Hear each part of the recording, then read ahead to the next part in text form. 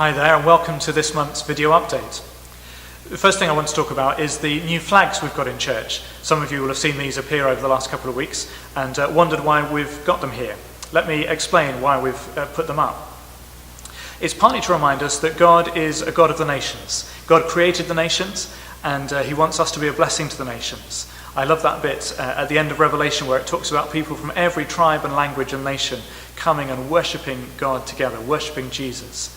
And so the flags are partly to remind us that God is God of the nations. But it's also to remind us that actually the nations have come to us here in Southampton. And we've got a fantastic opportunity here in Southampton to witness to people from around the world.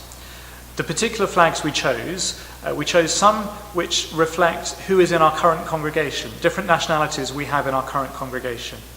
And it's partly to reflect the nationalities that are most prevalent in Southampton. We looked at the census data and we chose, the top 20 nationalities living in Southampton, and we got those flags.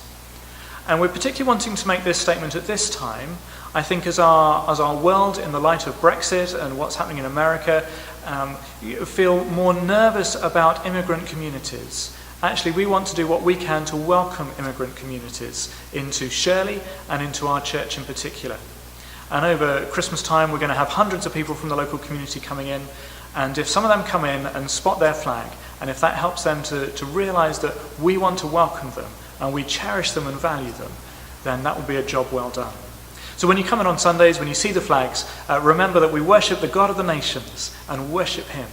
And remember that we have a commission from the God of the nations to reach the nations. And that can happen in Southampton as well as further around the world. The other main thing I wanted to give you an update on was our plans for the High Street. Now, unfortunately, our plans for doing a cafe on the High Street, we've realised aren't going to work out.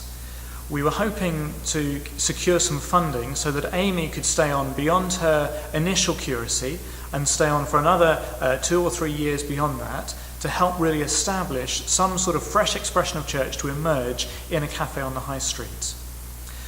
We now realise it's not going to be possible to secure that extra funding for Amy, so her curacy is going to come to an end in somewhere between, say, 8 and 15 months' time, something like that. And so that's not long enough for us to get the cafe off the ground and to begin establishing a fresh expression of church in there and to get that church to such a place where it can carry on and transition to new leadership. So, rather than going for a cafe on the High Street, we've got together some people, we've brainstormed and we've said, look, we're still really passionate about reaching the High Street and establishing some sort of community there, but we need to find some other way to do it. And Amy is going to fill you in on what our current plans are. Hi! New plan for the High Street. So it's been a frustrating few months with us not getting continued funding, but what's been really exciting for me is to see that people are still really passionate about the High Street and that to see that it's an area in our parish that still needs our love and our time and more importantly needs us to go out as people on mission. So the new plan is to hopefully do a 3-month let of a property down there, and in that 3 months to run a load of different activities across several weeks. So the hope is that we as a church learn actually what the High Street needs, what the High Street's calling out for. So an example of a week things in a week might be soup Thursdays, where we just open our property from 11 till 3 and we just sort of put some tables out and just sit down and have soup with anyone who wants soup.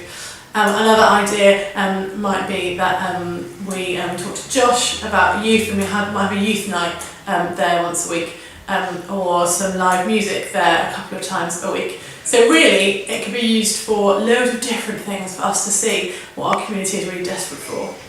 Our aim with this is still to share the love of Jesus down there, and the hope would be that over those 3 months we'd create a bit of a nebulous of community that we could then continue to meet with and continue to share Jesus with those people. It just is going to look different to how we expected it.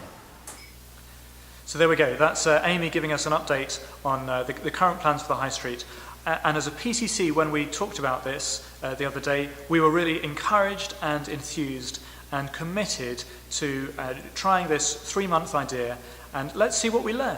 We're going to learn about what it means to do mission on the high street. We'll maybe make some mistakes, but we'll learn some lessons, and it will put us in a good position to work out what else we need to do in the future on the high street to help bring the good news of Jesus to everyone in our local area.